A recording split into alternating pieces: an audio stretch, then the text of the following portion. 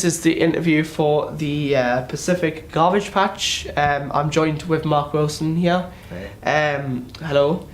And we're going to ask a couple of 10 questions about it and what you might know. Okay. So, where do you think the Pacific Garbage Patch is located? I would imagine it would be in the Pacific Ocean. It would have been a garbage patch in the Pacific Garbage Patch. I would say it's in the Pacific, or at least in the Pacific region of the world. Yeah. Fantastic. Do you know what it's going to be doing to the sea life? Well, I imagine with anything where there's quite a lot of contamination, I'd imagine it would be quite damaging to sea life. I don't know to what extent it is. I know that it's a garbage patch, which tells us that it's a large amount of rubbish, and sea life need natural resources. They need the natural, enzymes that are in the ocean, and so I'd imagine it wouldn't be too good for them. Yeah, I completely agree. I mean, knowing that sea life is considerably happening all the time, with all the garbage being deposited into the ocean. That's what happens. So, do you also here's a complicated question for you. Do you know that oil and gas ships that pass through this specific part of the water deposits garbage from the pollution that makes a serious impact on the sea life? I hadn't actually thought of the amount of contamination caused from the passing ships. Given the scale of the ocean and the scale of a ship, I wouldn't have thought that would be too damaging.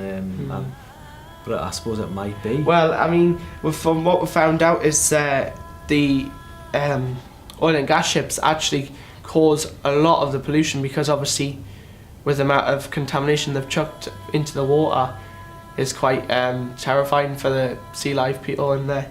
Right.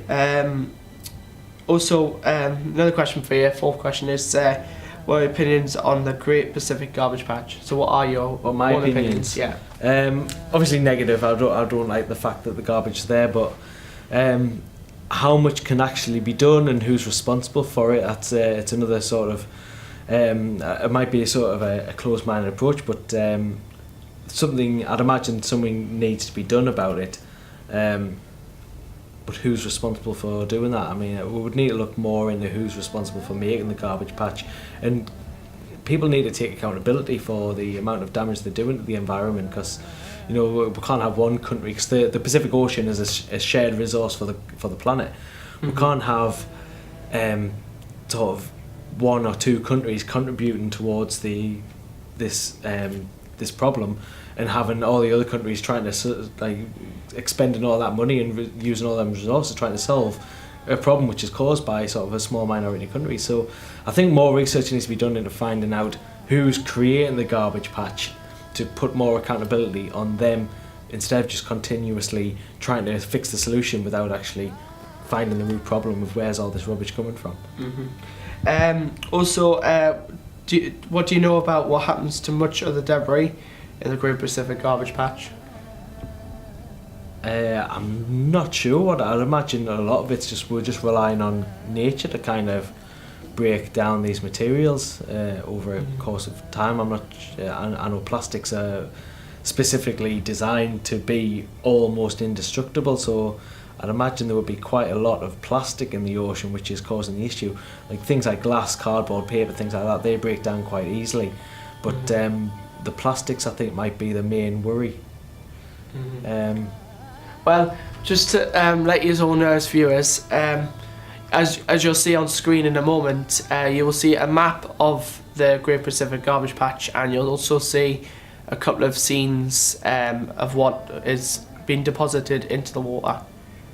Another question for you, did you also know that 80% of the debris in the Great Pacific Garbage Patch comes from various land-based activities in places like North America and Asia? I kind of had a suspicion that a lot of the materials that make up the garbage patch will be coming from a small selection of countries. I didn't know which countries they were coming from, but I would imagine sort of I think China have massive industries and production industries, and it's quite only in recent years that they've actually sort of expanded. So I'd imagine they will be struggling to cope with the amount of sort of waste produce that they create, and so I'd imagine a lot of it might be coming from there. In North America, I'm not really sure if it's USA or Canada. It's interesting. Yeah. Also, do you have any opinions on the effects that, like not just what you've said there about oil and gas ships? What else do you think that have effect on the Pacific Garbage Patch?